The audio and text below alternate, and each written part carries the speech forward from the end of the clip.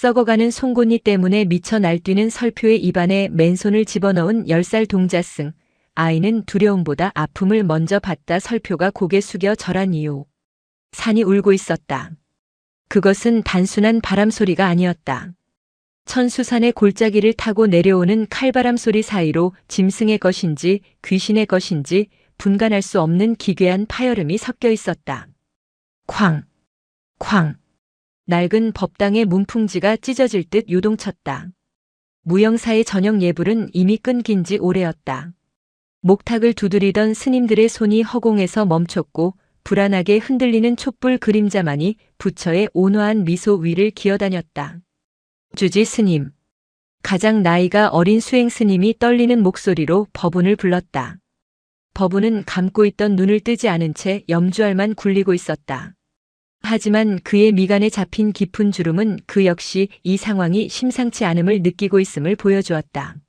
상군이시다. 법운의 낮은 목소리가 법당의 정적을 갈랐다. 하지만 소리가 다릅니다. 저것은 위협하는 소리가 아닙니다. 마치 고통이다. 대화에 끼어든 것은 구석에 웅크리고 앉아있던 아이였다. 연호였다. 올해로 10살이 된 동자승.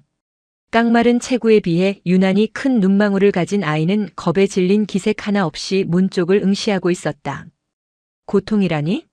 연호야, 내가 뭘 안다고. 수행 스님이 타박하려 했으나 그 순간 다시 한번 굉음이 터져 나왔다. 크아앙. 그것은 포효가 아니었다. 쇠를 긁는 듯한 날카로움과 내장이 뒤틀리는 듯한 둔탁함이 섞인 명백한 비명이었다.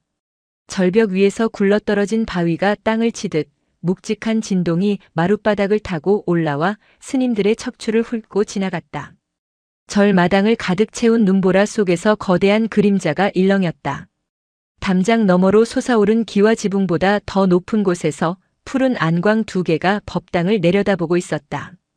전설 속의 존재 천수산의 주인인 설표백안이었다.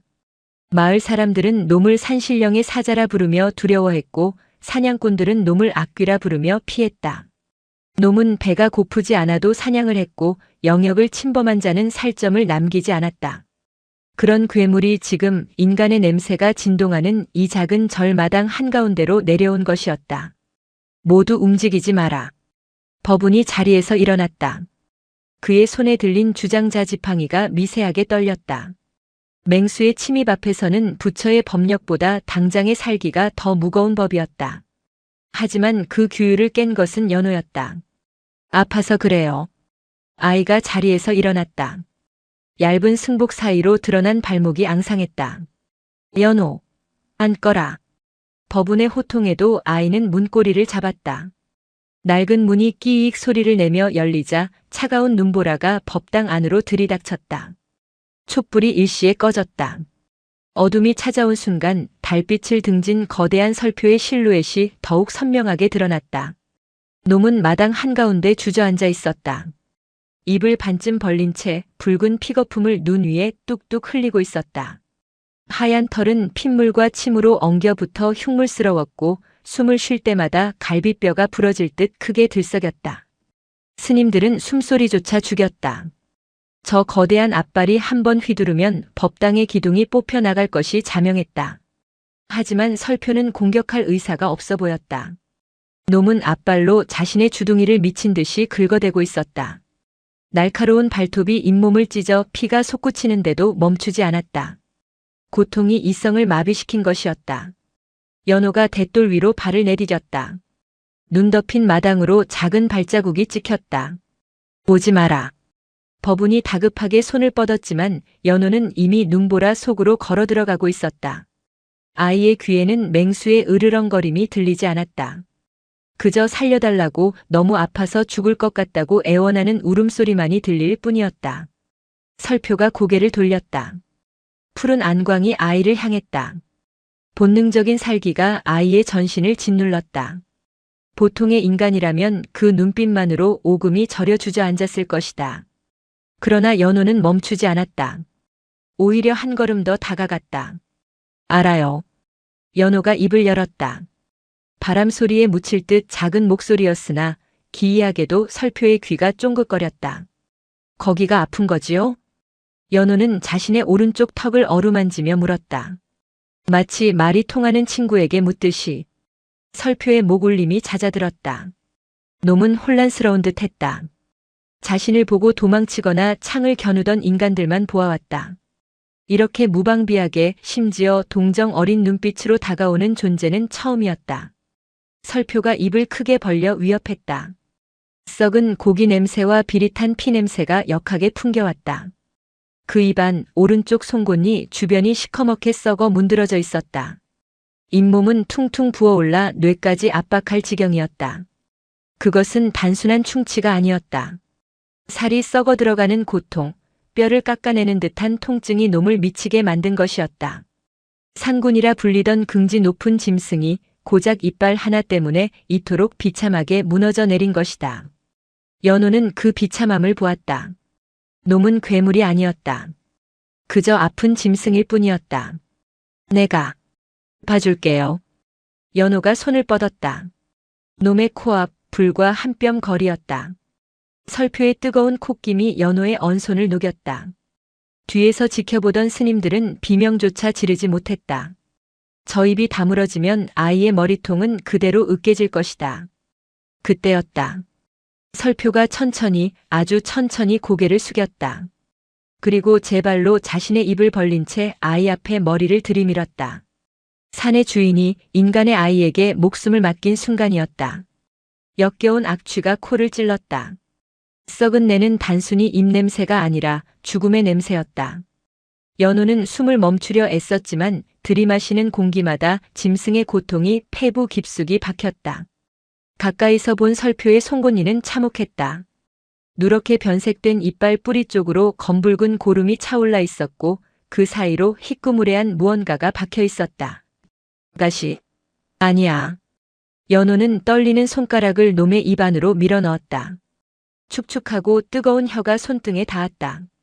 혀 표면의 돌기가 까끌까끌했다. 놈이 본능적으로 입을 다물려고 할 때마다 턱 근육이 경련하듯 떨렸다. 그때마다 연호는 놈의 콧잔등을 다른 한 손으로 쓸어주었다. 괜찮아. 괜찮아. 법운 스님은 법당 문턱에 선 채 마치 돌이 된 듯 굳어 있었다. 그는 평생 수많은 경전을 읽고 수행을 했지만 지금 눈앞에서 벌어지는 광경은 그 어떤 경전에도 없는 것이었다. 저 아이는 두려움이 없는 것인가 아니면 무지한 것인가? 아니었다. 연호의 다리는 사시나무처럼 떨리고 있었다. 아이도 무서운 것이다. 짐승의 이빨이 언제 자신의 팔을 끊어낼지 모른다는 공포. 하지만 그 공포보다 놈의 고통을 덜어주고 싶다는 연민이 한 뼘 더 컸을 뿐이다. 그 한 뼘의 차이가 기적을 만들고 있었다. 연호의 손가락이 문제의 송곳니 주변을 더듬었다. 설표가 끄르륵거리는 소리를 냈다. 한계에 다다랐다는 신호였다. 손끝에 딱딱한 이물질이 걸렸다. 뼈였다. 짐승의 뼈가 아니라 부러진 쇠조각 같았다. 자세히 보니 그것은 오래된 화살촉의 파편이었다. 누군가 쏜 화살이 잇몸을 스치고 박혀 시간이 지나며 살을 파고들고 염증을 일으킨 것이다. 인간이 남긴 상처가 짐승을 괴물로 만들었다. 이게 박혀 있어. 연호가 혼잣말처럼 중얼거렸다. 이것을 빼내야 한다. 하지만 맨손으로는 불가능했다. 미끄럽고 단단하게 박혀 있었다. 연호는 고개를 돌려 법당을 보았다. 집게. 부엌에 있는 쇠집게가 필요해요. 아이의 외침에 너클 놓고 있던 공양주 보살이 화들짝 놀라 부엌으로 뛰어갔다. 잠시 후 그녀가 떨리는 손으로 무쇠 집게를 마당으로 던졌다. 쨍그랑 소리와 함께 집게가 눈 위에 떨어졌다. 연호는 그것을 집어들었다. 차가운 쇠의 감촉이 정신을 번쩍 들게 했다. 조금만 참아. 많이 아플 거야. 연호는 집게를 놈의 입 안으로 넣었다. 쇠붙이가 닿자 설표의 눈동자가 뒤집혔다. 본능적인 거부감. 놈이 고개를 쳐들려 했다. 가만히 있어. 연호가 처음으로 소리를 질렀다. 그 단호한 일갈에 설표가 멈칫했다. 아이의 눈빛은 더 이상 동정심만이 아니었다. 의사가 환자를 대하는 단호함, 반드시 살려내겠다는 집념이 서려 있었다. 연호는 집게로 화살촉 파편과 그 옆에 흔들리는 썩은 송곳니를 동시에 잡았다. 뿌리까지 썩어 이미 덜렁거리고 있었지만 잇몸 깊이 박힌 화살촉 때문에 빠지지 않았던 것이다. 하나, 둘. 연호는 발에 힘을 주었다. 눈밭을 디딘 발이 미끄러지지 않도록 힘껏 버텼다. 셋, 우득. 끔찍한 소리가 났다. 생살이 뜯겨나가는 소리와 뼈가 뽑히는 소리. 쿠오. 설표가 비명을 지르며 고개를 쳐들었다. 그 반동으로 연호는 뒤로 나뒹굴었다. 눈밭 위로 붉은 피가 분수처럼 흩뿌려졌다. 하얀 눈 위로 선명하게 그려지는 붉은 꽃들. 연호는 눈 속에 파묻힌 채 숨을 헐떡였다. 손에 쥐어진 집게 끝에는 손가락만 한 쇠조각과 엉겨붙은 거대한 송곳니가 들려 있었다. 헉, 헉. 정적이 흘렀다. 설표는 미친 듯이 제자리에서 날뛰다가 멈췄다. 입가에서 피가 줄줄 흘러내렸지만 놈의 표정은 기묘하게 평온해져 있었다. 머리를 쪼개던 고통이 사라진 것이다. 시원함. 생전 처음 느껴보는 해방감이 놈을 감쌌다. 설표가 천천히 고개를 돌려 쓰러진 연호를 바라보았다. 법운 스님이 주장자를 쥐고 마당으로 뛰어내리려 했다. 놈이 아이를 공격할 것이라 생각했기 때문이다. 하지만 설표는 다가와 연호의 냄새를 맡았다. 그리고 거칠고 큰 혀로 아이의 피 묻은 손을 한번 핥았다. 그것은 포식자의 맛보기가 아니었다. 감사의 표시이자 맹약의 인장이었다. 놈은 뒤도 돌아보지 않고 절벽을 향해 몸을 날렸다. 순식간에 어둠 속으로 사라진 놈의 뒤로 핏자국만이 길게 남았다. 연호는 멍하니 털썩 주저앉은 채 자신의 손에 들린 썩은 이빨을 바라보았다. 긴장이 풀리며 온몸에 힘이 빠져나갔다. 눈앞이 핑 돌았다. 그날 밤 연호는 고열에 시달렸다. 단순한 감기가 아니었다. 상군이라 불리는 역물과 기를 섞은 대가였다. 평범한 인간의 그릇으로 감당하기 힘든 거대한 기운이 아이의 몸을 휩쓸고 지나간 것이다. 연호는 끙끙 앓으며 헛소리를 했다. 아파요. 너무 아파요. 쇠가 뼈를 찔러요. 아이의 몸은 불덩이 같았으나 손발은 얼음장처럼 차가웠다. 법운은 밤새 아이의 곁을 지키며 물수건으로 이마를 닦아주었다. 천수산의 약초를 다려 먹이고 기도를 올렸지만 열은 쉽게 내리지 않았다. 어비로구나. 법운은 아이의 잠든 얼굴을 보며 탄식했다. 그 화살촉은 인간이 쏜 것이었다. 인간이 지은 죄를 아무 죄 없는 아이가 대신 짊어지고 놈의 고통을 뽑아내었다. 그러니 그 고통의 잔재가 아이에게 옮겨온 것도 무리는 아니었다. 사흘이 지나서야 연호는 눈을 떴다. 스님. 갈라진 목소리였다. 법운은 안도의 한숨을 내쉬며 미지근한 물을 아이의 입에 대주었다. 일어났느냐? 몸은 좀 어떠냐? 무거워요. 마치 돌덩이를 얹은 것처럼. 내가 큰일을 했다. 그리고 큰 짐을 졌다. 법운은 창가에 놓아두었던 것을 가져와 연호에게 보여주었다. 깨끗하게 씻어 헝겊 위에 올려둔 설표의 송곳니, 그리고 녹슬고 부러진 화살촉이었다. 이것이 놈을 괴롭히던 것이다. 내가 이것을 뽑지 않았다면 놈은 미쳐서 온 산을 피로 물들였을 게다. 내가 산을 구하고 놈을 구했다. 연호는 물끄러미 화살촉을 바라보았다. 흉측했다. 이것 하나 때문에 그 거대한 생명이 그토록 작아졌었다니. 스님, 저는 무서웠어요. 연호가 고백했다. 알고 있다. 그런데 놈의 눈을 보니까 제가 어릴 때 버려졌던 그날이 생각났어요. 춥고 아프고 아무도 봐주지 않는 그 기분. 그래서 그냥 뒀다가는 제가 너무 아플 것 같았어요. 법운은 아무 말 없이 아이의 머리를 쓰다듬었다. 불심은 경전 속에 있는 것이 아니라 타인의 고통을 자신의 것으로 느끼는 그 마음에 있었다. 이 아이는 이미 자신보다 더 큰 스승이었다. 그때였다. 밖에서 웅성거리는 소리가 들렸다. 주지 스님, 나와 보셔야겠습니다. 다급한 목소리에 법운이 문을 열고 나갔다. 연호도 비틀거리는 몸을 일으켜 벽을 짚으며 밖으로 나갔다. 절마당 며칠 전 피가 뿌려졌던 그 자리에 무언가가 놓여 있었다. 그것은 산삼이었다. 흙도 털지 않은 채 뿌리째 뽑힌 좋기 100년은 되어 보이는 거대한 산삼 두 뿌리와 갓 잡은 듯한 꿩 몇 마리였다. 그리고 눈 위에는 거대한 발자국이 법당을 향해 찍혀 있었다. 상군이 다녀가셨어. 스님들은 경외감에 차서 수군거렸다. 은혜 갚은 까치 이야기는 들었어도 호랑이가 약초를 물어다 준다는 이야기는 전설 속에서나 듣던 것이었다. 하지만 연호의 시선은 산삼에 머물지 않았다. 아이는 담장 너머 하얗게 눈 덮인 산봉우리를 바라보았다. 저 멀리 깎아지른 절벽 끝에 작은 점 하나가 보였다. 하얀 털을 가진 짐승이 바위 위에 앉아 이쪽을 내려다보고 있었다. 바람이 불어왔다. 이번 바람에는 비명소리가 섞여 있지 않았다. 대신 깊고 묵직한 고요함만이 실려왔다. 연호와 설표의 시선이 허공에서 얽혔다. 아주 짧은 순간이었지만 연호는 느꼈다. 놈이 웃고 있다는 것을. 그리고 이제부터 시작될 기묘한 인연이 자신을 어디론가 이끌고 가리라는 것을. 연호의 입가에 희미한 미소가 번졌다. 몸의 열기가 씻은 듯이 가라앉고 있었다.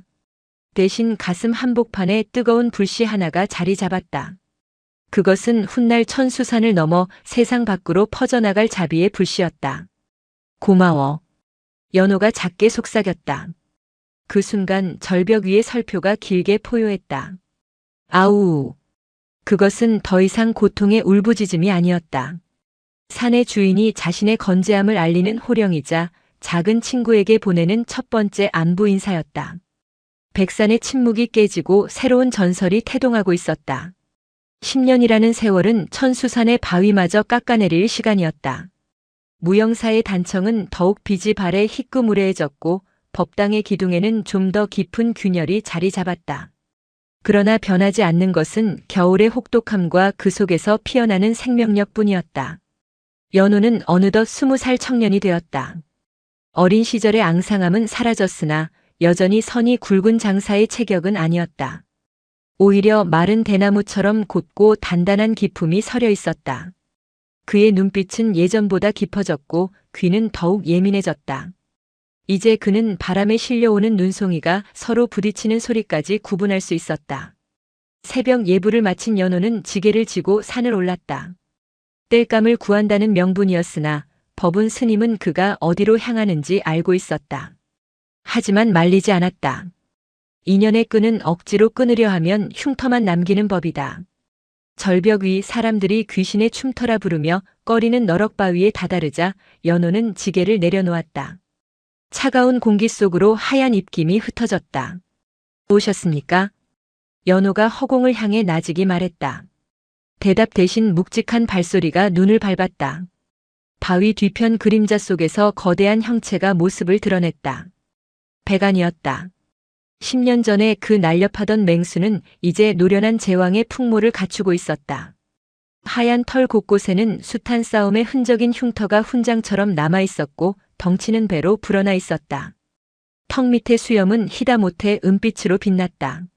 하지만 그 푸른 눈동자만은 여전히 형형하게 빛나고 있었다. 백안이 다가와 연호의 허벅지에 머리를 비볐다. 거친 털의 감촉이 승복 너머로 전해졌다. 연호는 익숙하게 놈의 목덜미를 긁어주었다.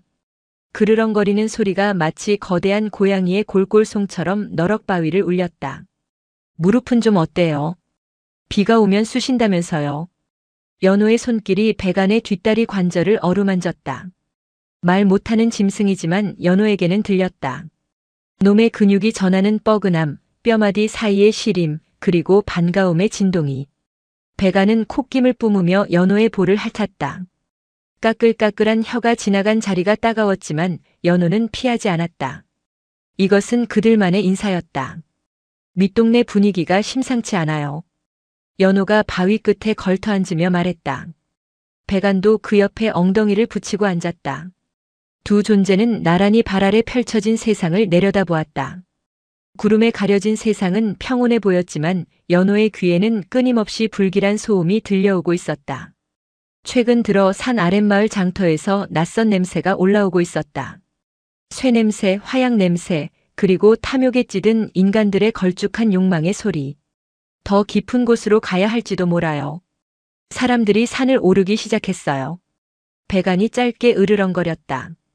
도망치지 않겠다는 의지였다. 이곳은 놈의 영토였고 놈의 자존심이었다. 알아요. 당신이 왕이니까. 하지만 왕이라도 피해야 할 때가 있는 법이에요. 연호는 주머니에서 말린 육포1 조각을 꺼내 건넸다. 배간은 그것을 한 입에 삼키지 않고 앞발로 톡톡 치며 장난을 쳤다. 늙은 맹수의 유희였다. 그 평화로운 시간을 깬 것은 날카로운 파열음이었다. 탕! 먼 곳에서 울린 총성이 산맥을 타고 메아리 쳤다. 배간의 귀가 즉각 뒤로 젖혀졌고 연호의 몸도 굳어졌다. 그것은 사냥꾼의 총소리였다. 하지만 평소 듣던 낡은 화승총 소리가 아니었다. 훨씬 더 크고 파괴적인 소리. 연호가 벌떡 일어났다. 배간은 이미 낮은 자세로 엎드려 소리가 난 방향을 주시하고 있었다. 놈의 입술이 말려 올라가며 날카로운 송곳니가 드러났다. 10년 전 연호가 뽑아주었던 그 자리에는 이제 잇몸이 단단하게 아물어 있었다. 가세요. 연호가 다급하게 말했다. 어서요. 깊은 골짜기로. 배간은 연호를 한번 바라보더니 망설임 없이 숲속으로 몸을 감췄다. 놈이 사라진 자리에 남은 것은 찍힌 지 얼마 안 된 거대한 발자국뿐이었다. 연호는 서둘러 나뭇가지를 꺾어 그 발자국들을 지웠다.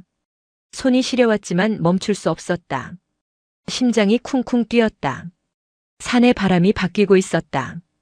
피비린내를 머금은 바람이 불어오고 있었다. 법당 마당은 소란스러웠다. 연호가 절로 돌아왔을 때 낯선 사내들이 마당을 차지하고 있었다. 5명이었다. 그들은 두꺼운 가죽 옷을 입고 등에는 긴 신식 조총을 메고 있었다. 허리춤에는 짐승의 가죽을 벗길 때 쓰는 예리한 단도가 번들거렸다. 그들 중 우두머리로 보이는 자가 법운 스님 앞에서 거만하게 곰방대를 피우고 있었다. 얼굴을 대각선으로 가로지르는 흉터가 인상적인 눈빛이 뱀처럼 차가운 사내였다. 사람들은 그를 강포수라 불렀다. 주지 스님. 내 말이 어렵소? 이 산에 산다는 그 외눈박이 짐승놈. 그놈이 어디 주로 출몰하느냐 묻잖소. 강포수가 연기를 내뿜으며 말했다. 법운 스님은 합장한 채 묵묵부답이었다.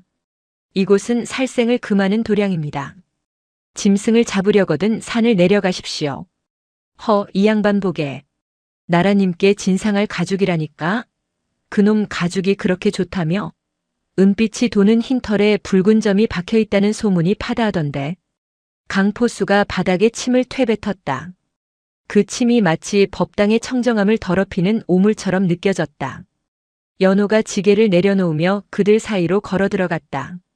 스님께 무례합니다. 연호의 낮은 목소리에 사내들의 시선이 쏠렸다. 강포수가 흥미롭다는 듯 연호를 훑어보았다. 오호라 젊은 중놈이 눈빛이 살아있네. 너냐? 산을 밥 먹듯 한다는 아이가? 연호는 대꾸하지 않고 법운의 곁에 섰다. 연호의 귀에는 강포수의 심장 소리가 들렸다. 규칙적이지만 탁한 소리. 그 소리 이면에는 돈에 대한 집착과 사륙에 대한 쾌감이 뒤섞여 끈적하게 흐르고 있었다. 이들은 생계를 위해 사냥하는 자들이 아니었다. 죽임 그 자체를 즐기는 학살자들이었다. 너는 알겠구나.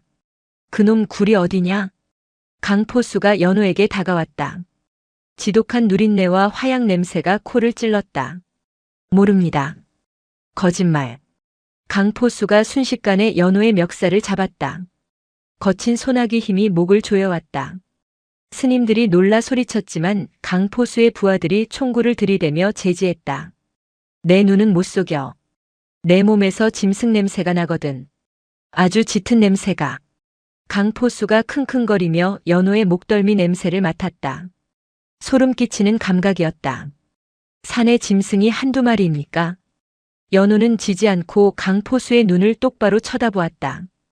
공포심이 일었지만 배간을 지켜야 한다는 일념이 더 컸다. 독한 놈. 강포수가 멱살을 거칠게 놓았다. 연호가 뒤로 비틀거렸다. 좋아. 입을 안 연다 이거지. 그럼 우리가 직접 찾지. 대신 우리가 그놈을 잡아서 가죽을 벗겨올 때 내 놈들이 곡소리나 하지 마라. 강포수는 비릿한 웃음을 흘리며 부하들에게 손짓했다. 가자. 해 떨어지기 전에 덫을 깔아야지. 그들은 법당을 나가며 일부러 석등을 발로 차 넘어뜨렸다. 와장창 깨지는 소리가 무영사의 정적을 깼다. 그것은 선전포고였다. 그들이 사라진 뒤 법운 스님이 한숨을 쉬며 깨진 석등 조각을 주었다. 연호야. 예, 스님. 마음이 소란하구나. 내 안에 분노가 들끓는 것이 보인다. 어찌 분노하지 않겠습니까? 그들 또한 중생이다. 업보에 얽매인 불쌍한 영혼들이지. 그들이 배간을 죽이려 합니다. 연호의 목소리가 떨렸다. 법운은 묵묵히 아이의 어깨를 잡았다. 생과 사, 만남과 헤어짐은 하늘의 뜻이다. 내가 개입하려 할수록 인과율은 꼬이는 법이다. 산고는 산의 주인이다. 인간 몇 명이 어찌할 존재가 아니다. 하지만 연호는 스님의 말에 온전히 동의할 수 없었다. 배간은 신이 아니었다. 10년 전 충치 하나에 죽어가던 생명이었다. 총알 앞에서는 신도 피를 흘리는 법이다. 그날 밤 연호는 잠을 이룰 수 없었다. 창밖에서는 눈보라가 몰아치고 있었다. 바람 소리 사이로 사내들이 박아놓은 쇠말뚝 소리가 들려오는 듯 했다. 덫. 그들은 산 곳곳에 덫을 놓겠다고 했다. 배간만이 아니라 산속의 모든 생명이 위험했다. 연호는 자리에서 일어났다. 승복 바지단을 단단히 묶고 낫 한 자루를 챙겼다. 스님의 말씀을 어기는 것이었다. 하지만 짐승이 쇠 덫에 걸려 발목이 잘려나가는 고통을 듣고만 있을 수는 없었다. 그것이 연호가 생각하는 자비였다. 어둠 속으로 나서는 연호의 등 뒤로 법당의 부처님은 말이 없었다. 밤의 천수사는 인간을 거부하는 공간이었다. 무릎까지 빠지는 눈은 발목을 잡고 늘어졌고 날카로운 바람은 피부를 베어낼 듯 불어닥쳤다. 연호는 횃불도 없이 산을 탔다. 어둠에 익숙해진 눈과 소리에 의존하는 감각이 길잡이였다. 이쪽이다. 낯선 쇠소리가 들렸다. 바람에 흔들리는 쇠사슬 소리. 연호는 짐승들이 다니는 길목, 일명 목이라 불리는 곳을 찾아갔다. 강포수는 전문가였다. 놈들은 짐승이 반드시 지나가야만 하는 길목을 정확히 알고 있었다. 첫 번째 덫은 바위 틈새에 교묘하게 숨겨져 있었다. 눈으로 살짝 덮어놓았지만 밟는 순간 톱니 같은 이빨이 튀어올라 다리를 부러뜨리는 창이었다. 연호는 나뭇가지를 이용해 조심스럽게 덫을 건드렸다. 철컥. 섬뜩한 소리와 함께 덫이 튀어올랐다. 저기에 발이 끼었다면 뼈가 으스러졌을 것이다. 연호는 덫을 회수해 멀리 던져버렸다. 그렇게 하나, 둘, 셋. 연호는 밤새 산을 헤매며 덫을 제거했다. 손은 동상에 걸린 듯 감각이 없었고 얼굴은 나뭇가지에 긁혀 피가 맺혔다.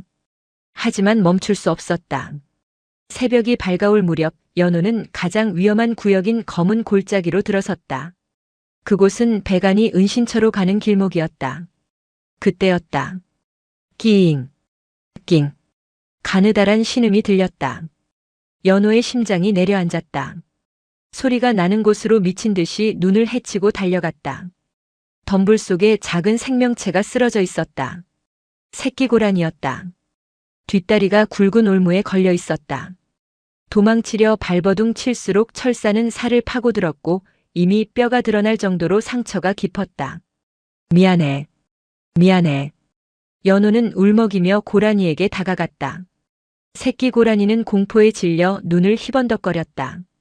가만히 있어. 풀어줄게. 연호가 낫으로 올무의 매듭을 끊으려 할 때였다. 거기 누구냐? 천둥 같은 고함이 숲을 울렸다. 연호가 고개를 들기도 전에 묵직한 충격이 뒤통수를 강타했다. 윽. 연호는 눈밭에 처박혔다. 시야가 하얗게 전멸했다. 띵한 이명 사이로 눈 밟는 소리가 들렸다. 이 쥐새끼 같은 중놈이 내 덫을 다 망쳐놨구나. 강포수였다. 그는 개머리판으로 쓰러진 연호의 옆구리를 걷어찼다. 쿨럭. 숨이 턱 막혔다. 갈비뼈에 금이 간 듯한 통증이 밀려왔다. 어쩐지 어젯밤부터 덫이 하나도 안 터진다 했어. 내 놈 짓이었냐? 강포수가 낫을 빼서 멀리 던져버렸다. 그의 부하들이 낄낄거리며 연호를 둘러쌌다. 산신령 모신다더니 도둑고양이 짓이나 하고 다녔어. 부하 하나가 연호의 머리채를 잡아 일으켰다. 연호의 얼굴은 피와 눈으로 엉망이었다. 이건 살생입니다. 멈추시오. 주둥아리 닥쳐. 내 덧값이 얼만 줄 알아? 강포수가 연호의 뺨을 후려쳤다. 입안이 터져 피맛이 났다. 이놈을 미끼로 써야겠다. 강포수가 섬뜩한 제안을 했다. 미끼라니요? 그 호랑이 새끼가 이놈 냄새는 기가 막히게 맡는다며? 이놈을 나무에 묶어놓고 피를 좀 내면 냄새를 맡고 오겠지. 악마의 발상이었다. 그들은 연호를 큰 참나무에 묶기 시작했다. 거친 밧줄이 손목을 파고들었다. 연호는 반항했지만 장정 5을 당해낼 수는 없었다. 소리질러. 살려달라고 비명을 지르란 말이다. 강포수가 단도로 연호의 팔뚝을 그었다. 붉은 선혈이 주르륵 흘러내려 흰 눈을 적셨다. 그래, 피냄새가 아주 좋아. 산군이 배가 고프면 참지 못하겠지. 강포수 일행은 나무 뒤와 바위 틈에 몸을 숨기고 총구를 연호에게 겨눴다. 연호는 자신이 인질이 되었다는 사실보다 자신의 피냄새가 배간을 이곳으로 불러들일 것이라는 사실이 더 끔찍했다. 오지 마세요. 제발. 연호는 속으로 절규했다. 입을 다물고 이를 악물었다. 절대 소리 내지 않으리라. 차라리 내가 여기서 얼어 죽더라도 배간을 부르지는 않으리라. 시간이 흘렀다. 연호의 의식이 흐릿해져 갔다. 과다출혈과 추위가 겹쳐오고 있었다. 그때 숲의 공기가 변했다. 새소리가 뚝 끊겼다. 바람조차 숨을 죽였다. 숨어있던 강포수의 눈이 번들거렸다. 그도 느낀 것이다. 포식자가 다가오고 있음을. 하지만 그들이 예상한 방향이 아니었다. 쾅! 바위 뒤에 숨어있던 부하 한 명이 비명도 지르지 못한 채 허공으로 솟구쳤다. 거대한 하얀 그림자가 덮친 것이다. 왔다. 쏴라. 강포수가 고함을 질렀다. 탕! 탕! 탕! 총성이 숲을 뒤흔들었다. 화약 연기가 자욱하게 피어올랐다. 연호는 흐릿한 눈을 떴다. 연기 속에서 하얀 털에 붉은 피를 뒤집어 쓴 악귀가 날뛰고 있었다. 배간이었다. 놈은 총알을 피하지 않았다. 아니, 피할 생각이 없었다. 놈은 오직 연호를 묶은 나무 앞을 가로막고 서 있었다. 자신의 몸을 방패 삼아. 컹! 배간의 포효가 천수산을 뒤흔들었다. 그 소리에는 10년 전의 아픔은 없었다. 오직 친구를 지키겠다는 맹렬한 분노만이 서려 있었다. 총알 하나가 배간의 어깨를 스쳤다. 피가 튀었다. 하지만 배간은 물러서지 않고 강포수를 향해 도약했다. 이 미친 짐승이. 강포수가 단도를 뽑아들었다. 인간의 탐욕과 야생의 분노가 정면으로 충돌했다. 붉은 피가 눈보라처럼 흩날리는 비극의 서막이었다. 폭음이 고막을 찢었다. 화약 냄새가 눈보라를 타고 비릿하게 퍼져나갔다. 강포수의 총구에서 뿜어져 나온 불꽃이 배간의 어깨를 관통했다. 둔탁한 타격음과 함께 거대한 몸뚱이가 휘청거렸다. 보통 짐승이라면 그 자리에서 고꾸라졌을 충격이었다. 그러나 배간은 쓰러지는 대신 그 고통을 추진력 삼아 앞으로 튀어나갔다. 으악! 이 괴물 같은 놈이. 장전할 틈도 없었다. 배간의 앞발이 허공을 갈랐다. 가장 가까이 있던 사냥꾼의 가죽옷이 종이장처럼 찢겨나가며 붉은 선혈이 허공에 흩뿌려졌다. 비명은 짧았다. 목을 물어뜯긴 사냥꾼이 눈밭 위로 힘없이 무너져 내렸다. 쏴! 쏘라고! 강포수가 뒷걸음질치며 고함을 질렀다. 남은 2명의 사냥꾼이 떨리는 손으로 방아쇠를 당겼다. 탕! 탕! 빗나간 총알이 바위를 때려 돌파편이 튀었다. 한 발은 배간의 옆구리를 스치고 지나갔다. 살점이 떨어져 나갔지만 배간의 눈은 오직 연호를 향해 있었다. 놈은 사냥꾼들을 죽이는 것이 목적이 아니었다. 묶여있는 연호를 보호하는 것, 그것만이 늙은 산군의 유일한 의지였다. 배간은 연호가 묶인 나무 앞을 막아서며 낮게 으르렁거렸다. 그 소리는 단순한 위협이 아니라 땅이 울리는 듯한 진동이었다. 등 뒤에 있는 연호에게까지 그 진동이 전해졌다. 안 돼. 도망가요. 제발. 연호는 찢어지는 목소리로 외쳤다. 눈앞에서 배간의 하얀 털이 붉게 물들어가는 것을 보는 것은 자신의 살이 타들어가는 것보다 더한 고통이었다. 배간의 어깨에서 흐르는 피가 뚝뚝 떨어져 연호의 엄발을 적셨다. 뜨거웠다. 그 피의 온도가 연호의 심장을 난도질했다. 강포수는 당황했다. 짐승이란 본디 총소리를 들으면 도망치거나 살기 위해 날뛰는 법이다. 하지만 저놈은 달랐다. 마치 수문장처럼 꼼짝도 하지 않고 총구를 노려보고 있었다. 놈의 눈에는 짐승의 광기 대신 서슬 퍼런 장수의 기백이 서려 있었다. 독한 것들. 강포수가 품에서 무언가를 꺼냈다. 심지에 불을 붙인 화약통이었다. 다 같이 죽자. 그가 화약통을 배간의 발밑으로 던졌다. 치익거리는 소리와 함께 불꽃이 타들어갔다. 배간은 본능적으로 그것이 위험하다는 것을 알았다. 피하려면 피할 수 있었다. 하지만 자신이 피하면 뒤에 있는 연호가 폭발에 휘말린다. 배간은 도망치는 대신 몸을 웅크려 연호 쪽으로 바짝 붙었다. 최대한 자신의 등과 배로 연호를 감싸 안았다. 쾅! 거대한 폭발음과 함께 눈기둥이 솟구쳤다. 충격파가 두 존재를 덮쳤다.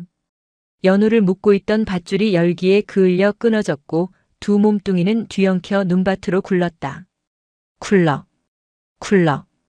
연호는 매캐한 연기 속에서 눈을 떴다. 귀가 멍해서 아무 소리도 들리지 않았다. 온몸이 부서질 듯 아팠지만 자신의 몸 위를 덮고 있는 무거운 무게감이 느껴졌다. 배간이었다. 놈은 미동도 하지 않았다. 등과 엉덩이 털이 검게 그을렸고 곳곳에서 피가 솟구치고 있었다. 배간, 배간. 연호가 떨리는 손으로 배간의 머리를 감싸 안았다. 그때였다. 지독한 놈. 이걸 버티네. 연기 너머로 강포수가 절뚝거리며 다가오고 있었다. 폭발의 여파로 그 역시 이마가 찢어져 피를 흘리고 있었다. 그의 손에는 단도가 들려 있었다. 총알이 떨어진 것이다. 내 오늘 내 놈 가죽을 벗겨서 이불로 삼으마. 강포수가 살기를 띠며 쓰러진 배간을 향해 다가왔다. 배간은 힘겹게 눈을 떴으나 일어날 힘이 없어 보였다. 그 순간 연호가 비틀거리며 일어섰다.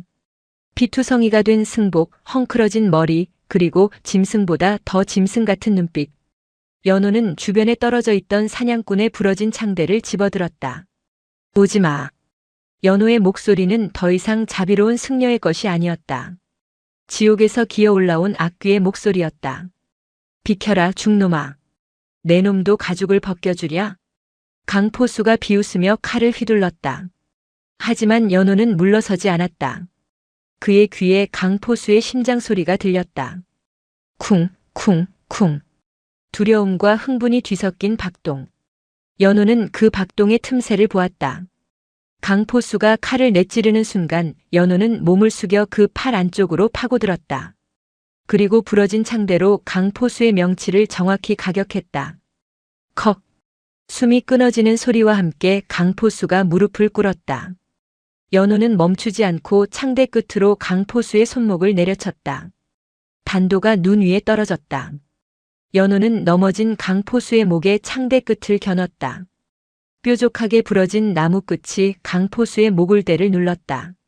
조금만 힘을 주면 목이 뚫릴 상황이었다. 죽여. 버릴 거야. 연호의 손에 힘이 들어갔다. 살생을 금하는 계율 따위는 머릿속에서 사라진 지 오래였다.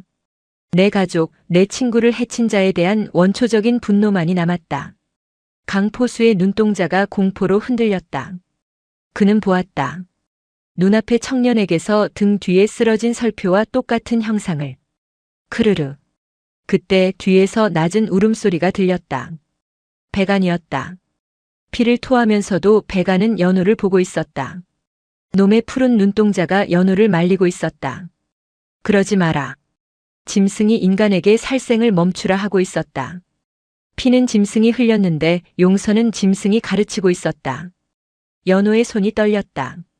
뜨거운 눈물이 볼을 타고 흘러내렸다. 그는 비명을 지르며 창대를 옆으로 던져버렸다. 꺼져. 다시는 이 산에 발 들이지 마. 강포수는 공포에 질려 기어거듯 뒷걸음질 쳤다. 살아남은 사냥꾼 한 명이 그를 부축해 도망치듯 산을 내려갔다. 고요가 찾아왔다. 피냄새와 바람소리만이 남은 설산에 연호와 백안만이 남겨졌다. 일어나요. 제발. 연호는 백안의 몸을 일으키려 안간 힘을 썼다. 거대한 맹수의 몸은 축 늘어져 천근 만근처럼 무거웠다. 백안은 가쁜 숨을 몰아쉬며 연호의 손을 핥았다. 까끌까끌한 혀의 감촉이 힘이 없었다. 여기 있으면 얼어 죽어요. 조금만 더 가면 동굴이 있잖아요. 연호는 찢어진 승복 자락을 묶어 백안의 상처를 지혈했다. 하지만 피는 멈추지 않았다. 화약통 파편이 복부에 박힌 듯 했다. 검붉은 피가 눈을 녹이며 계속해서 흘러나왔다. 백안이 끙 하고 몸을 일으켰다. 다리가 후들거렸지만 놈은 쓰러지지 않았다.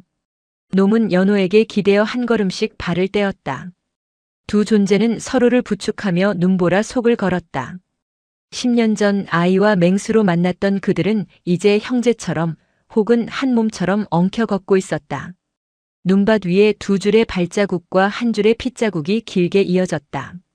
한참을 걸어 도착한 곳은 절벽 아래 숨겨진 작은 동굴이었다. 백안의 은신처였다. 안에는 마른 풀과 짐승의 뼈들이 흩어져 있었다. 백안은 자리에 눕자마자 거칠게 기침을 했다. 핏덩이가 울컥 쏟아져 나왔다. 기다려요. 약초를 가져올게요. 연호가 나가려 하자 백안이 앞발로 연호의 옷자락을 잡았다. 가지 말라는 뜻이었다. 백안의 눈빛은 평온했다. 놈은 알고 있었다. 자신의 시간이 다했음을. 산의 주인으로서 수많은 생명을 거두고 수많은 싸움을 치러온 놈은 죽음의 냄새를 누구보다 잘 알았다. 지금 그 냄새가 자신의 몸에서 진동하고 있었다. 안 돼요. 안 돼. 연호는 백안의 목을 끌어안고 오열했다. 나 때문에. 고작 나 같은 놈 때문에. 자신이 덫을 치우러 오지 않았다면 놈이 오지 않았을 것이다. 아니, 자신이 놈의 이를 뽑아주지 않았다면 이런 인연도 없었을 것이다. 모든 것이 자신의 탓인 것만 같았다. 백안은 그런 연호의 눈물을 핥아주었다. 놈의 눈동자에 연호의 얼굴이 비쳤다. 놈은 원망하지 않았다. 오히려 고마워하고 있었다. 10년 전 썩어 문드러진 고통 속에서 자신을 구해준 그 작은 손길을, 그리고 고독한 산군의 삶의 유일한 온기가 되어준 그 시간을. 밤이 깊어갔다. 동굴 밖에서는 눈보라가 더욱 거세졌다. 마치 산이 주인의 마지막을 슬퍼하며 통곡하는 듯 했다. 백안의 숨소리가 점점 잦아들었다. 체온이 식어가고 있었다. 연호는 자신의 웃옷을 벗어 백안을 덮어주고 놈의 품속으로 파고들었다. 자신의 체온이라도 나누어주고 싶었다. 춥지 않게 해줄게요. 아프지 않게. 연호는 밤새 백안의 곁을 지키며 연부를 외웠다. 극락왕생을 비는 독경 소리가 동굴 안을 낮게 울렸다. 하지만 그 소리는 자꾸만 울음에 섞여 끊어졌다. 새벽이 밝아올 무렵 백안이 마지막 힘을 짜내어 고개를 들었다. 그리고 동굴 안쪽 어둠이 짙게 깔린 구석을 향해 짧게 짖었다. 캉. 그것은 누군가를 부르는 소리였다. 동굴 안쪽 어둠 속에서 부스럭거리는 소리가 들렸다. 연호는 젖은 눈을 들어 그곳을 바라보았다. 바위 틈새에서 조그마한 무언가가 머뭇거하며 기어나왔다. 하얀 털뭉치였다. 아직 눈도 제대로 뜨지 못한 어미 품을 벗어난 지 얼마 안 된 새끼 설표였다. 연호는 숨을 삼켰다. 백안에게 짝이 있었던가? 아니면 어미 잃은 새끼를 거둔 것인가? 알 수 없었지만 중요한 것은 하나였다. 백안이 죽어가면서도 마지막까지 지키려 했던 것은 연호뿐만이 아니었다. 이 작은 생명이었다. 새끼는 비틀거리며 다가와 쓰러진 백안의 품을 파고들었다. 차갑게 식어가는 어미옥은 아비의 배에 얼굴을 묻고 젖을 찾았다. 하지만 젖은 나오지 않았고 대신 굳어가는 피냄새만이 새끼의 코를 찔렀다. 백안은 힘겹게 고개를 돌려 새끼의 털을 핥아주었다. 그리고 다시 연호를 바라보았다. 부탁한다. 말은 없었지만 그 눈빛은 명백한 유언이었다. 이 산을 그리고 이 작은 생명을 너에게 맡긴다. 연호는 떨리는 손으로 백안의 앞발을 잡았다. 약속해요.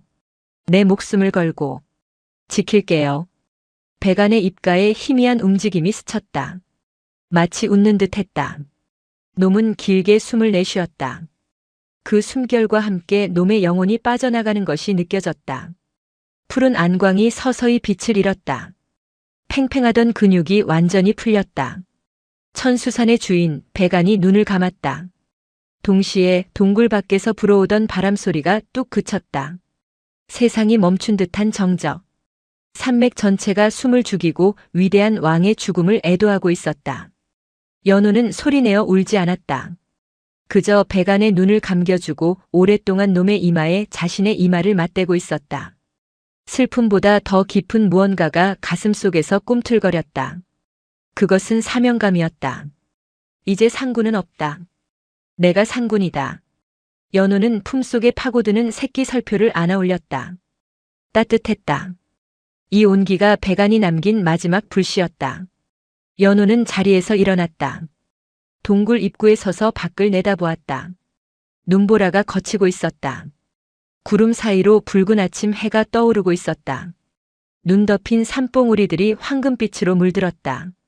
하지만 그 평화로운 풍경 아래 산길을 오르는 인간들의 발자국 소리가 다시 들려오기 시작했다. 강포수는 도망쳤지만 그가 끝이 아닐 것이다. 총성을 들은 다른 사냥꾼들 혹은 관군들이 몰려올 수도 있었다. 세상은 이 신성한 산을 가만히 두지 않을 것이다. 연호는 죽은 백안의 시신을 동굴 깊숙한 곳, 바람이 들지 않는 곳에 뉘었다. 그리고 입구에 돌들을 모아 무덤을 만들었다. 편히 쉬세요. 이제 아프지 않은 곳에서. 연호는 합장을 하고 3번 절을 올렸다. 그리고 승복 안 가슴 깊은 곳에 새끼 설표를 넣었다. 그의 눈빛이 변해 있었다. 자애롭던 동자승의 눈은 사라지고 냉철하고 단단한 수행자의 눈, 아니 전사의 눈이 그 자리를 대신했다. 그는 법당으로 돌아가지 않을 것이다. 적어도 당분간은. 연호가 무영사로 돌아왔을 때 절은 텅 비어 있었다. 법당 문은 활짝 열려 있었고 마당에는 어지러운 발자국들이 가득했다. 불길한 예감이 엄습했다. 스님, 법은 스님. 연호가 법당으로 뛰어들어갔다. 법당 안불상 아래 법은 스님이 쓰러져 있었다. 스님. 연호가 달려가 스님을 안아 일으켰다. 스님의 얼굴은 창백했으나 다행히 숨은 붙어 있었다. 머리에 타박상을 입은 듯 피가 흘러내리고 있었다. 호냐? 법운이 힘겹게 눈을 떴다. 누가 이런 짓을 했습니까? 그놈들이 다시 왔었습니까? 관군들이 왔다 갔다. 사냥꾼 놈이 관아에 고변을 했어. 절에서 짐승을 숨겨주고 반역을 꾀한다고. 강포수였다. 그 비열한 자가 자신이 당한 분풀이로 절을 쑥대밭으로 만든 것이다. 너를 찾고 있다. 어서 피해야 한다. 스님을 두고 어디로 갑니까? 제가 다 설명하겠습니다. 아니다. 그들은 설명을 들으러 온 것이 아니다. 산의 주인 가죽을 원하고 내 목숨을 원한다. 법운이 연호의 옷자락을 꽉 쥐었다. 그리고 연호의 품속에서 꼼지락거리는 움직임을 보았다. 그것은 백안이 남긴 아이입니다. 법운의 눈에 눈물이 고였다. 법이 이어지는구나. 법운은 품에서 낡은 염주 하나를 꺼내 연호의 손에 쥐어주었다. 떠나라. 북쪽으로 가라. 백두 넘어. 사람의 발길이 닿지 않는 곳으로 가라. 이 아이를 살리는 것이 내 수행이다. 스님. 가라. 어서. 법운이 마지막 힘을 다해 연호를 밀쳐냈다. 그때 절 아래쪽에서 웅성거리는 소리와 함께 수십 명의 발소리가 들려왔다. 관군들이었다. 저기 있다. 저 중놈이다. 강포수의 목소리가 들렸다. 연호는 입술을 깨물었다. 지금 잡히면 자신도 스님도 그리고 품속의 새끼도 모두 끝이다. 연호는 법운에게 마지막 큰 절을 올렸다. 살아 돌아오겠습니다.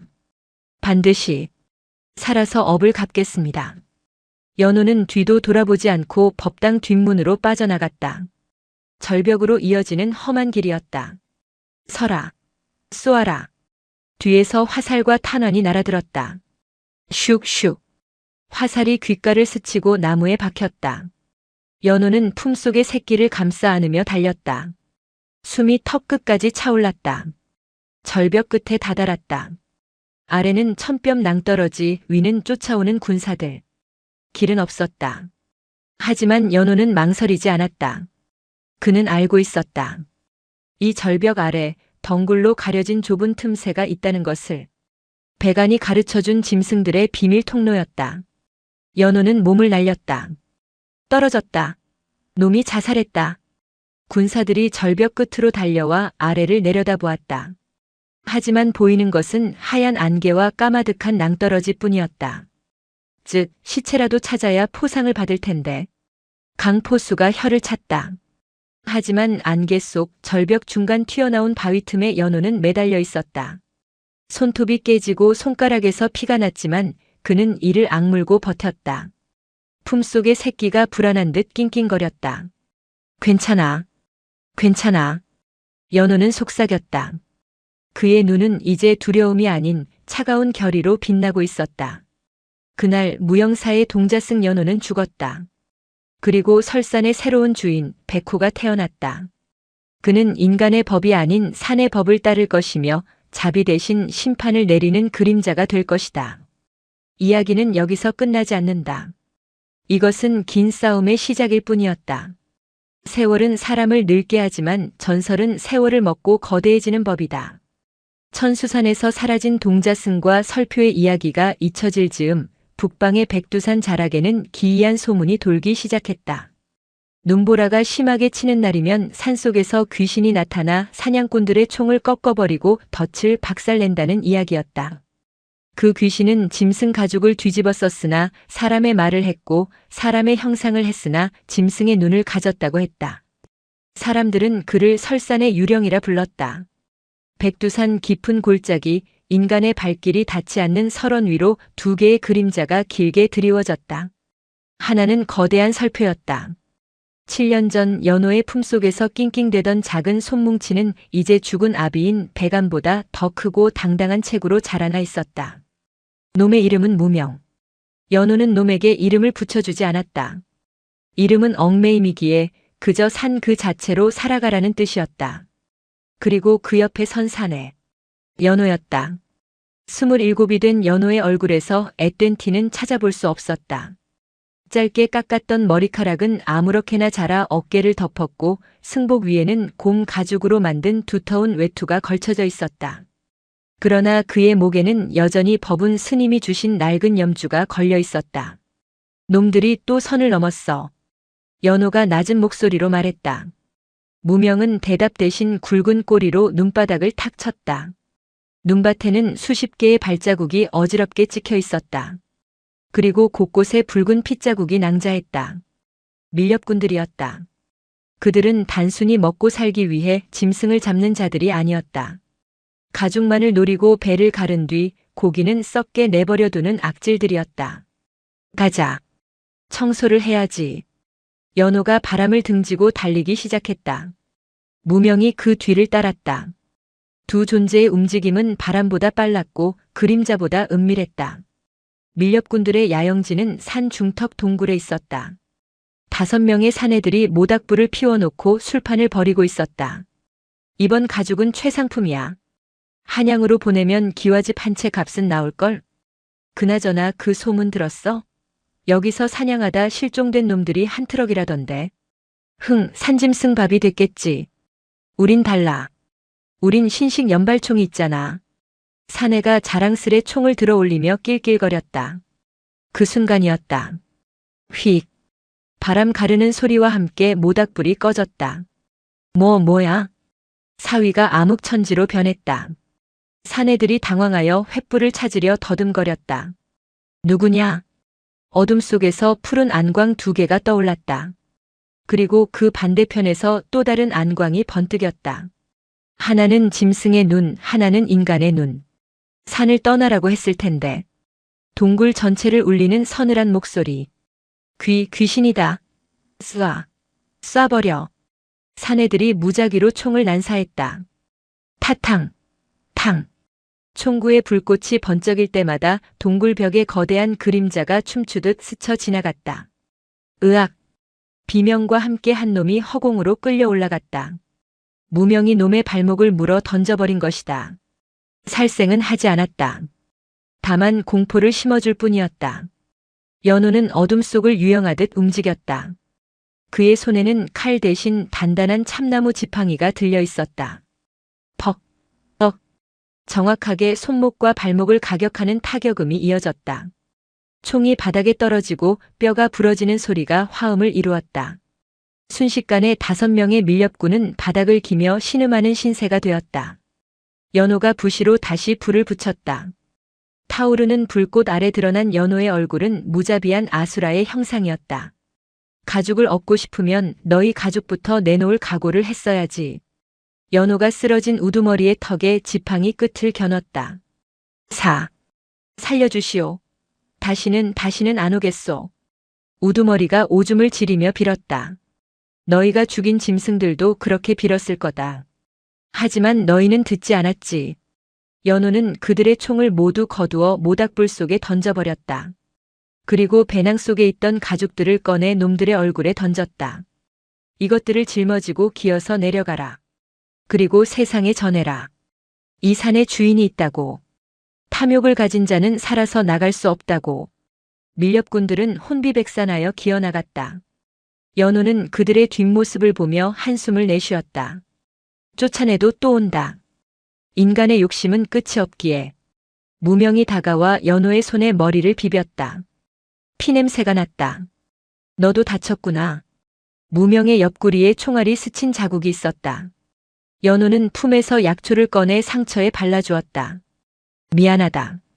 내가 업을 끊지 못해서 내가 고생하는구나. 연호는 북쪽 하늘을 바라보았다. 법은 스님이 말씀하신 사람의 발길이 닿지 않는 곳은 없었다. 인간의 탐욕은 지옥 끝까지라도 쫓아오는 법이니까. 그리고 그 탐욕의 정점에 있는 자가 다시 움직이기 시작하고 있었다. 한양의 고래등 같은 기와집.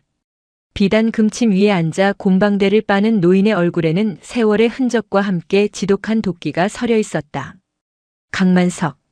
과거 강포수라 불리던 그는 이제 조선 최고의 모피상이 되어 있었다. 하지만 그의 내면은 썩어가고 있었다. 17년 전 천수산에서 당한 치욕. 그때 연호에게 맞은 명치는 비가 오면 끊어질 듯 아팠고 배간에게 찢길 뻔했던 공포는 매일 밤 악몽으로 찾아왔다. 대행수 어른, 북쪽에서 소식이 왔습니다. 수하가 들어와 고개를 조아렸다. 말해라.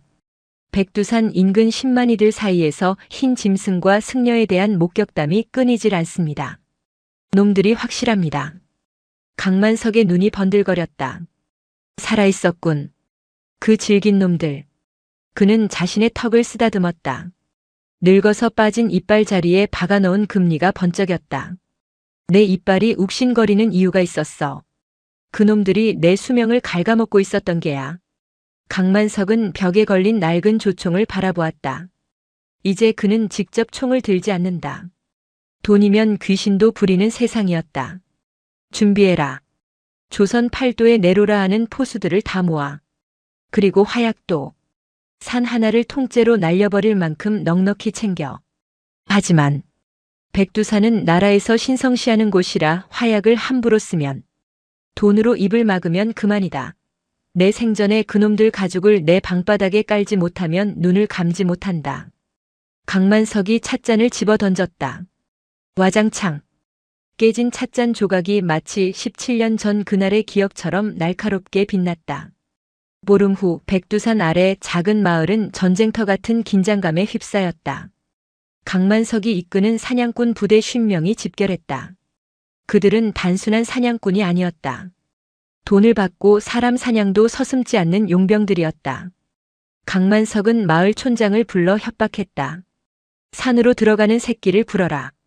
귀신이 나온다는 그 골짜기 말이다. 촌장은 떨면서 입을 다물었지만 강만석의 수하가 촌장의 손자목에 칼을 들이대자 어쩔 수 없이 지도를 그려주었다. 좋아. 아주 좋아. 강만석은 지도를 보며 비릿하게 웃었다. 이번엔 덫 따위는 쓰지 않는다.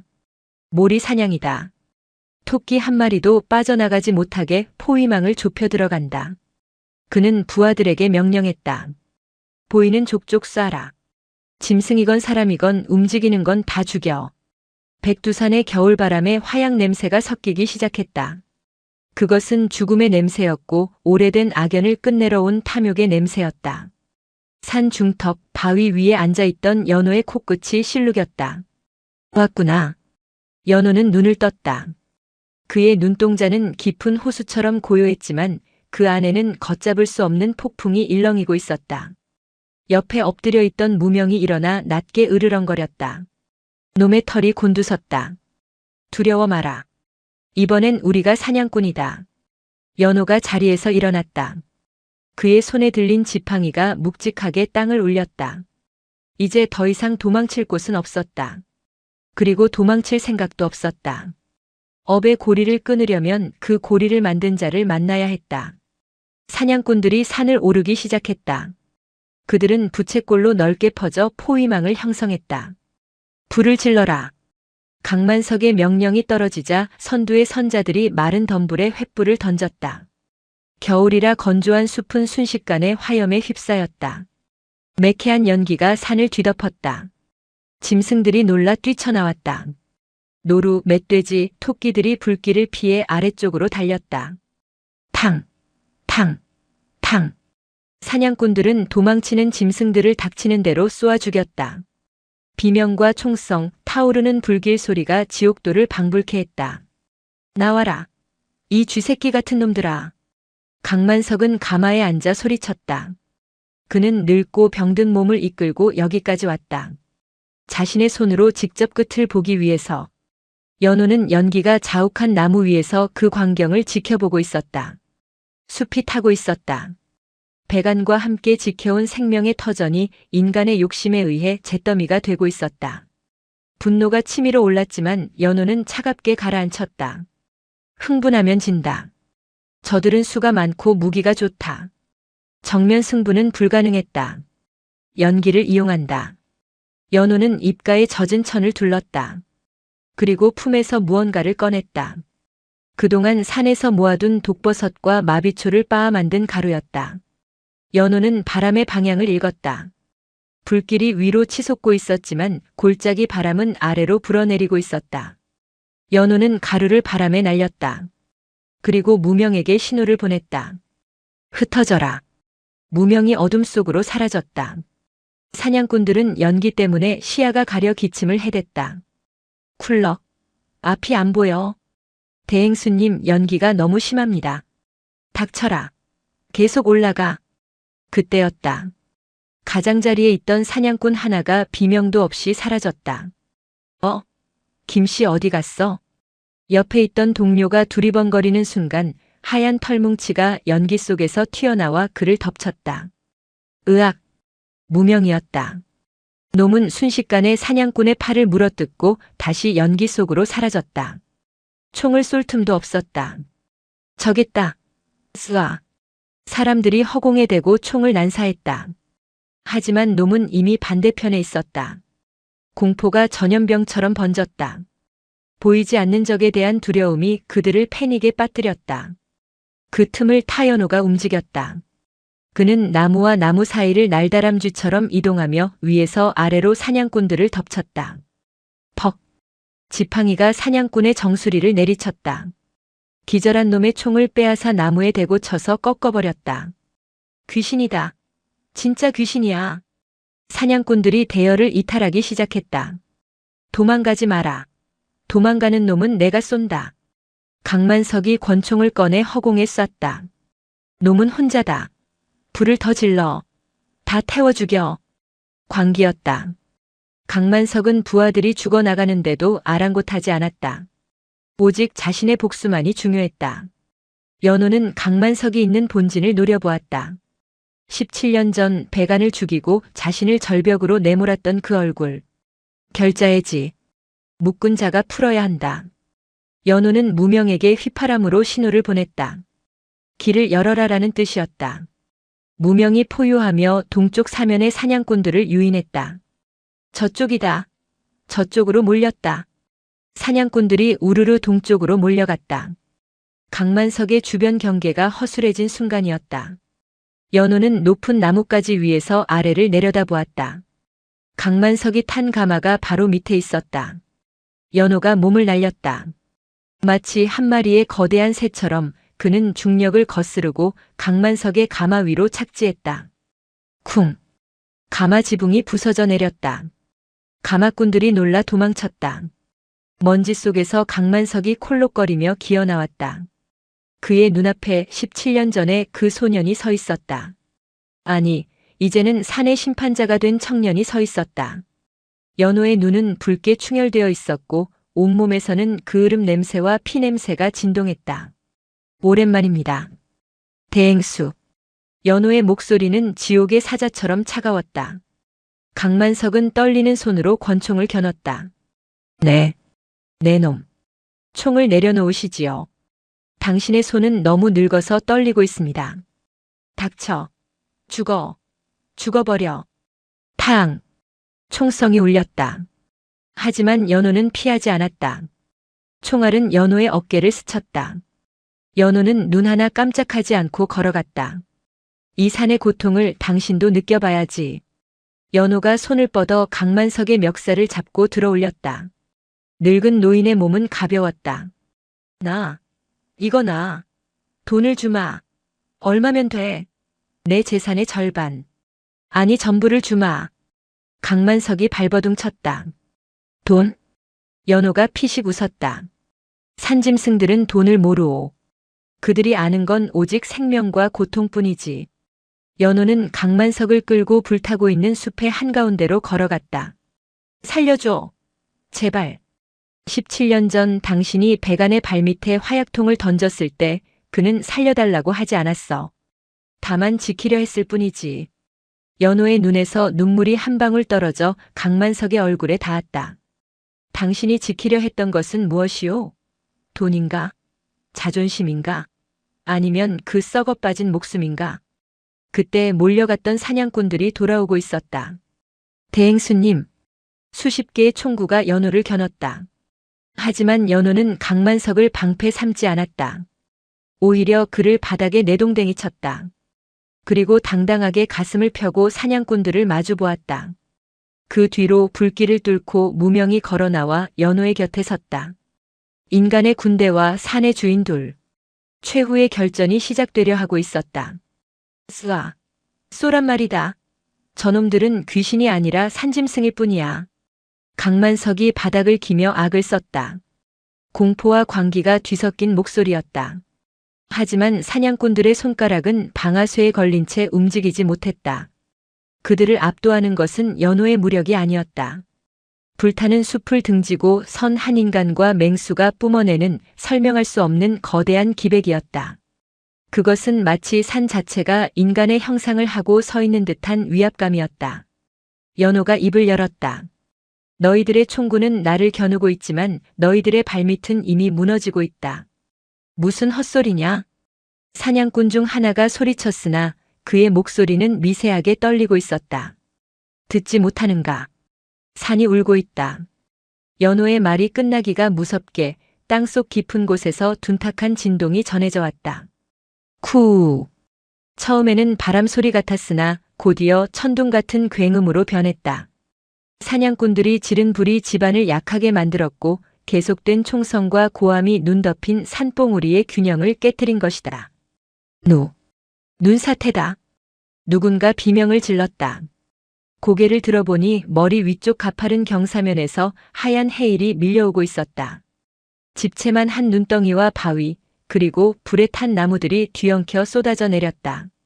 인간이 만든 업화가 산의 분노를 깨워 하얀 재앙이 되어 돌아온 것이다. 도망쳐. 으악. 사냥꾼들의 대열이 순식간에 무너졌다. 총을 버리고 제각기 살 길을 찾아 뛰기 시작했다. 하지만 무릎까지 쌓인 눈과 가파른 경사는 그들의 발목을 잡았다. 강만석은 멍하니 쏟아지는 눈사태를 바라보았다. 다리에 힘이 풀려 일어설 수조차 없었다. 안 돼. 내 가죽. 내 복수. 그는 헛손질을 하며 허공을 잡으려 했다. 연호는 무명의 등에 올라탔다. 달려라. 바위 뒤로. 무명이 근육을 폭발시키며 도약했다. 연호는 도망치는 와중에도 미처 피하지 못하고 얼어붙은 젊은 사냥꾼 하나의 멱살을 낚아채 끌어올렸다. 살고 싶으면 꽉 잡아라. 그들은 눈사태의 경로를 비껴난 거대한 너럭바위 뒤쪽 틈새로 몸을 날렸다. 쾅! 천지가 뒤집히는 소리와 함께 세상이 하얗게 지워졌다. 수십 년 묵은 소나무들이 성냥개비처럼 부러져 나갔고 불타던 숲은 순식간에 차가운 눈 속에 파묻혔다. 비명조차 지를 틈이 없었다.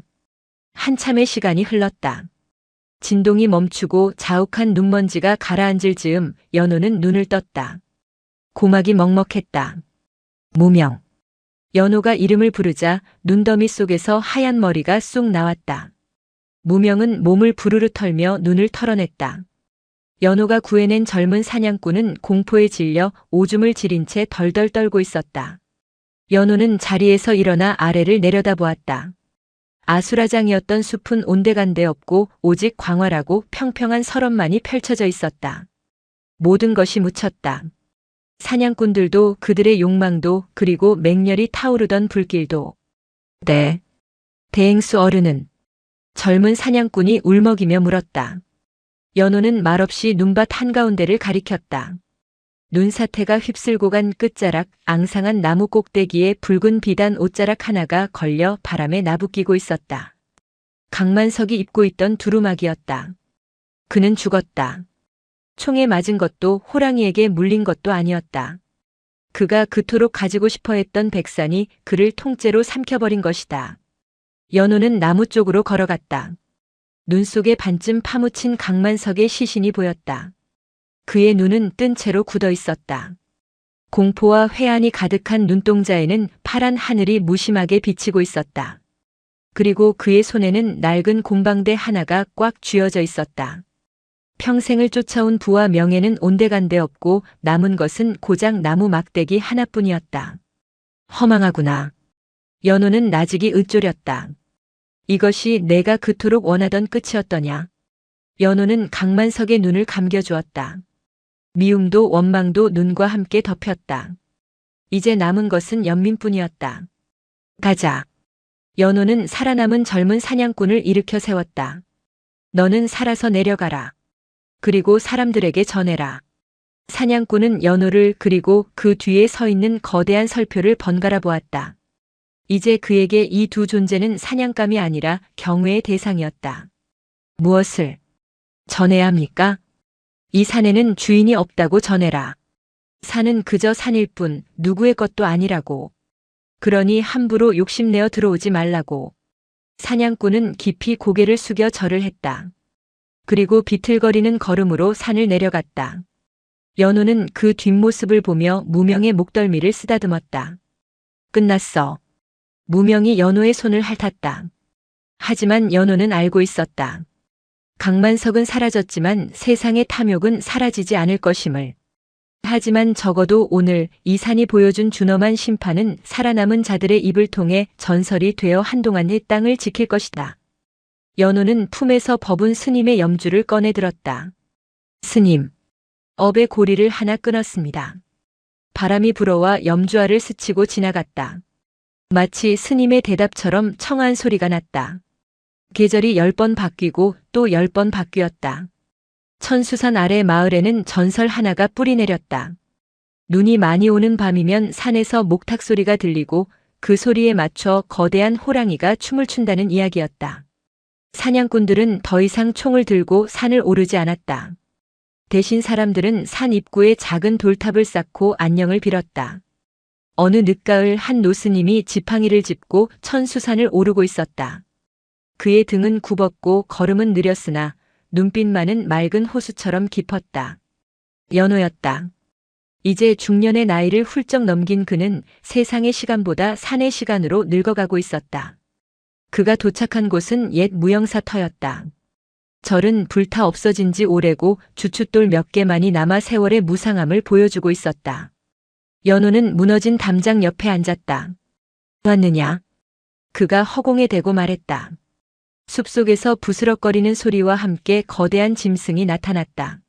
무명이었다. 놈의 털빛은 이제 눈처럼 완전히 하얗게 새어 있었고 움직임은 예전처럼 날렵하지 않았다. 두 늙은이는 말없이 서로를 바라보았다. 연호의 머리에는 흰 서리가 내려앉았고 무명의 이빨은 무뎌졌다. 그들은 함께 늙어갔다. 인간과 짐승이라는 종의 벽을 넘어 같은 시간을 공유하고 같은 고통을 나누며 이제 때가 되었구나. 연호가 품에서 작은 헝겊꾸러미를 꺼냈다. 오랜 세월 간직해온 물건. 17년 전 어린 연호가 백안의 입에서 뽑아냈던 그 썩은 송곳니와 녹슨 화살촉이었다. 모든 이야기의 시작이자 모든 업의 씨앗이었던 물건. 연호는 땅을 팠다. 법당이 있던 자리, 부처님이 앉아 계시던 그 자리에 구덩이를 만들었다. 아버지의 것을 돌려드리자. 무명이 다가와 앞발로 흙을 긁어 연호를 도왔다. 연호는 송곳니와 화살촉을 구덩이에 넣고 흙을 덮었다. 그리고 그 위에 작은 도토리 하나를 심었다. 이곳에서 다시 태어나거라. 고통 없는 나무로, 시원한 그늘을 주는 나무로. 연호가 합장하고 연부를 외웠다. 무명은 그 흙무덤 위에 턱을 괴고 엎드렸다. 하늘에서 첫눈이 내리기 시작했다. 송이송이 떨어지는 눈이 연호의 어깨와 무명의 등 위로 쌓였다. 무명아. 연호가 놈의 등을 쓰다듬었다. 고단했지? 이제 쉬어도 된다. 무명이 눈을 가늘게 뜨고 연호를 보았다. 놈은 알고 있었다. 연호 또한 자신과 함께 가려 한다는 것을. 산군과 승려는 한 몸이었다. 하나가 없이는 다른 하나도 존재할 수 없었다. 눈발이 굵어졌다.